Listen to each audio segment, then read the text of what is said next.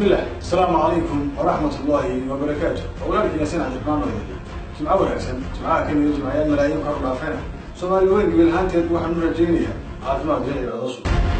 برنامج كان ما أنت ومن سكة أنا ملاحظ هذا يرى الصوماليين. من بعالم كجوع دليل ده. فكم معي وقت يتنا من جوا الصومالي وين بديده. الوزن ده ميل كله.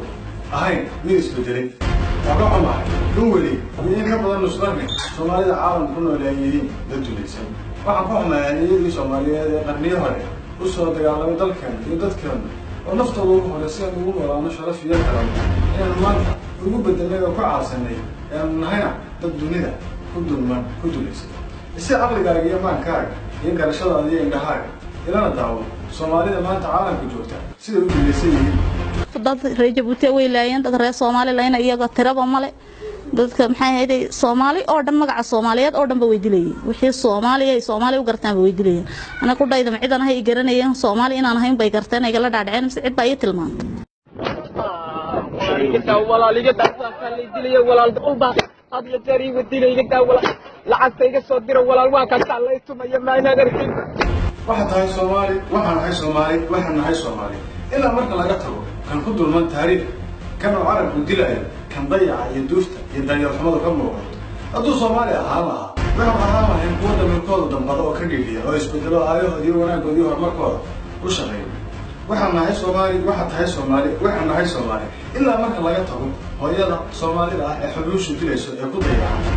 dalkan dalalkeena hooyo inagoo u ah cudud iyo adoomo xubuush ee iska dhicin jirnay wanaaggeena iyo horumarkeena ee mid u ahay way quumaynayaan hawaal haliyadii Soomaaliyeed u soo dagaalamay u soo dhigay naftooda u soo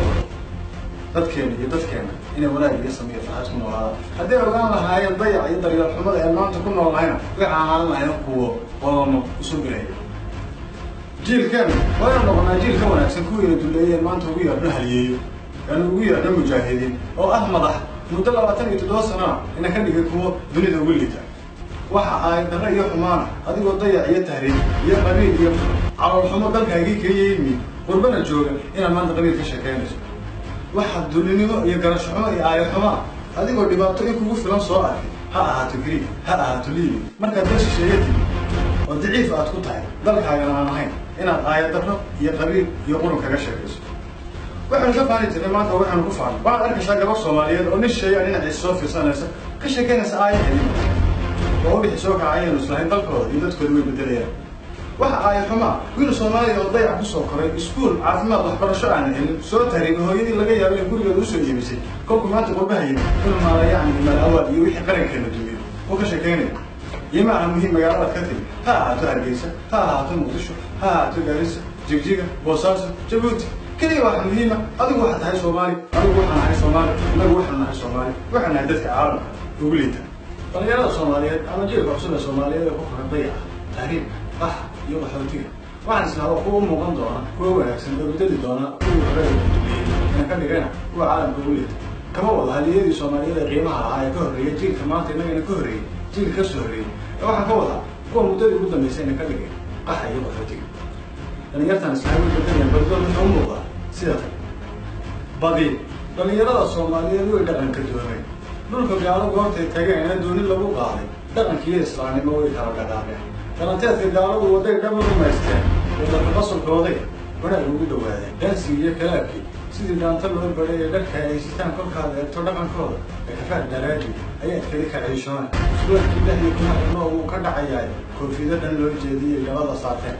dhagaha u duran sidii xaawilay dumar silsiladaha u xiran sidii ay gaalada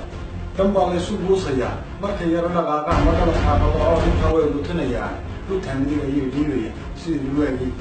musa waalidkii dadka hadalay way wada dikaamanay ilmaan dhawaale qaarkood way dhabarxumaaneen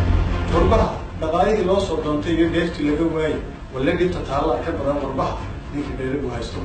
wadamihii laga qaato bisha loo diido wareeg bisha qadoontoo la yidhaahdo laajibaadka Soomaali baan way wada duulana rabbo